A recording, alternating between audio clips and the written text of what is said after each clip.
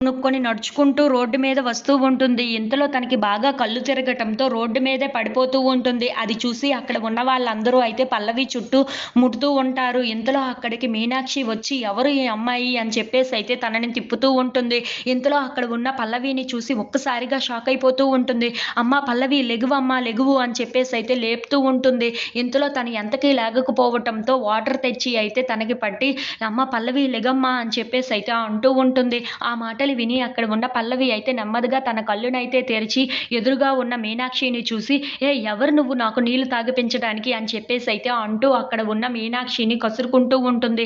అది విని అటువైపుగా వెళ్తున్న అవని అయితే ఒక్కసారిగా తన స్కూటీని ఆపి పల్లవి దగ్గరికి వచ్చి, "ఏంటి పల్లవి నువ్వు ఏం చేస్తున్నావో నీకు అర్థమవుతుందా? మా అమ్మ కానీ నిన్ను ఇప్పుడు ఇలా లేపి బ్రతికించకపోతే నీ మీద నుండి ఏ కారో, లారీయో వెళ్తే నువ్వు ఏమయ్యేదానివో నీకు తెలుసా?" అని చెప్పేసైతే అంటూ ఉంటుంది. ఆ మాటలు విని అక్కడ ఉన్న పల్లవి అయితే, "మీ ఇద్దరూ కలిసి ఎన్ని నాటకాలు ఆడుతున్నారో అన్ని నాటకాలు ఆడుతున్నారు. మీ గురించి నాకు పూర్తిగా తెలుసు.